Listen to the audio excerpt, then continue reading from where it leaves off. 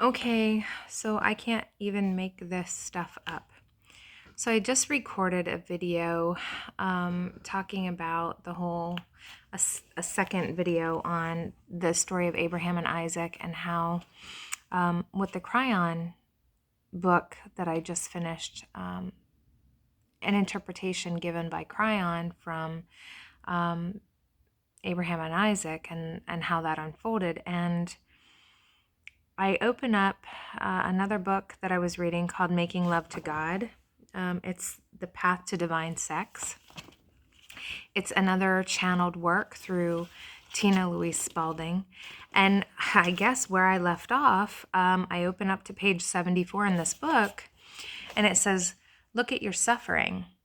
For example, if you are functioning under the misguided belief that sacrifice is noble, then you will not listen to the guidance system that was given to you, especially if it tells you to do something for yourself. It will seem selfish or evil, or any number of words may come to mind when you think of this thing that you would like to do, and so your suffering will increase. Not only will you not be doing what you want, but you will also feel guilty for even wanting to do so. Many of you have these endless cycles of pain functioning in your lives, and at times it seems an impossible cycle to stop. Is it the chicken or the egg? You cannot quite see. So what we are proposing is that you first listen to your own desires and pretend that there are no other humans in the world, just you, and you can do what you want. Some of you will be ridiculous and say you would rob all the stores and this is funny, but really, what would you do if you could do anything? Would you run for president? Join an ashram? What would you do?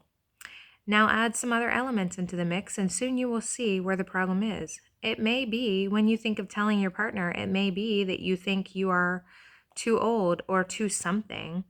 These are the ways to figure out where the blocks lie and where the work is.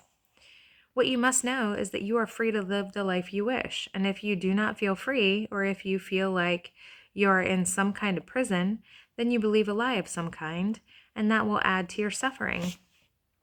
The human mind and soul has a deep-seated knowledge that comes from spirit. It is almost a pure love and truth detector. When you are wrong about a subject, the feeling is bad, and this is your soul telling you that your perspective is off from the truth. This is the way to find your path. We suggest systematically looking at the areas of suffering in your life and seeing if you can find the lie that is hidden there. It is your culture telling you to behave in a way. Is it your culture that's telling you to behave in a way that feels wrong? Is it a relationship that is keeping you locked in old behaviors? There is an answer, and again, we are getting you to look at this so that you can raise your vibration to the level you need for the joys of the bliss journey to connect. And it goes on. And why I say that is because, I just said in the last video that sacrifice is not of God. And to further explain that, sacrifice denotes something is lacking. And if you're doing anything purely from a loving perspective, there is no sacrifice involved. You're doing it because this is how you're expressing love. There's no sacrifice in that. And so this is speaking all about, these unhealthy belief systems that we are raised in, we are brought up in, we are brainwashed by, to think that to value our own happiness, that there's something wrong with that, and there isn't. If we are hearkening to who we truly are as children of God, we then know ourselves as divine love. And from a place of divine love, we wouldn't be harming anyone.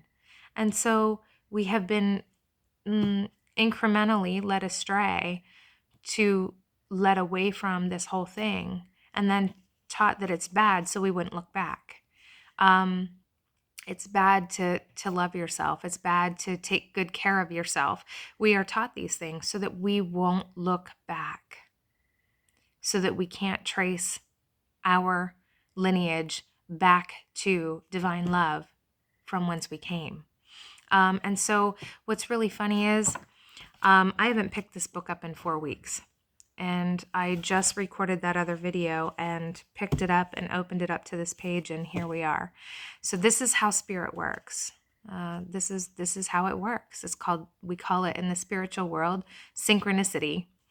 So just want to tell you that because it's very exciting to have yet another affirmation regarding this subject, and that tells me that I'm on the right track with what I'm putting out there for myself and for any of you who care to listen. And so, in peace and love, may you be blessed.